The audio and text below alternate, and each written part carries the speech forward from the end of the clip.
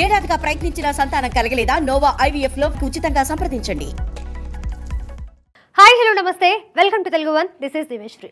చాలా గట్టి ముహూర్తానే రష్మిక కన్నడ సీమ నుంచి తెలుగు సీమలోకి అడుగుపెట్టింది. 100కి 100 పాళ్ళు చాలా గట్టి ముహూర్తానే అడుగుపెట్టింది.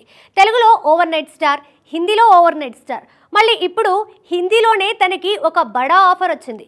అది కనుక హిట్ అయితే ఇక రష్మిక ఇండియన్ నంబర్ 1 హీరోయిన్ అయినట్టే. ఆ విషయంలో ఎవరు ఎలాంటి డౌట్స్ని పెట్టుకోవాల్సిన అవసరం లేదు. సల్మాన్ ఖాన్ హీరోగా తెరకెక్కుతున్న చిత్రం సికిందర్ నెక్స్ట్ మంత్ జూన్ నుంచి షూటింగ్కి వెళ్ళనుంది. హీరోయిన్గా రష్మిక ఆల్మోస్ట్ కన్ఫర్మ్ అయినట్టే. ఇందుకు సంబంధించిన అధికార ప్రకటన కూడా త్వరలోనే రానుంది. ముందు పలువురు హీరోయిన్ల పేర్లు పరిశీలించినప్పటికీ యూనిట్ మాత్రం రష్మిక వైపే మొగ్గు చూపించినట్లుగా తెలుస్తోంది. ఇంకా రష్మికకి ఈ ఆఫర్ మంచి అవకాశం అని చెప్పవచ్చు. సల్మాన్ లాంటి టాప్ హీరోతో స్క్రీన్ షేర్ చేసుకుంటే తన స్థాయి మరింతగా ఎస్టాబ్లిష్ అవుతుంది. ప్రముఖ మలయాళ దర్శకుడు AR మురుగదాస్ సికిందర్కి దర్శకత్వం వహిస్తుండగా సాజిద్ నడియావాలా నిర్మాతగా వ్యవహరిస్తున్నాడు. రష్మిక 2022లో బాలీవుడ్లో తెరకెక్కిన గుడ్ బైతో హిందీ చిత్ర రంగప్రవేశం చేసింది. అమితాబ్ బచ్చన్, నీనా గుప్తా వంటి స్టార్స్ కూడా ఇందులో ఉన్నారు. కానీ ఆ మూవీ పరాజయం పాలైంది.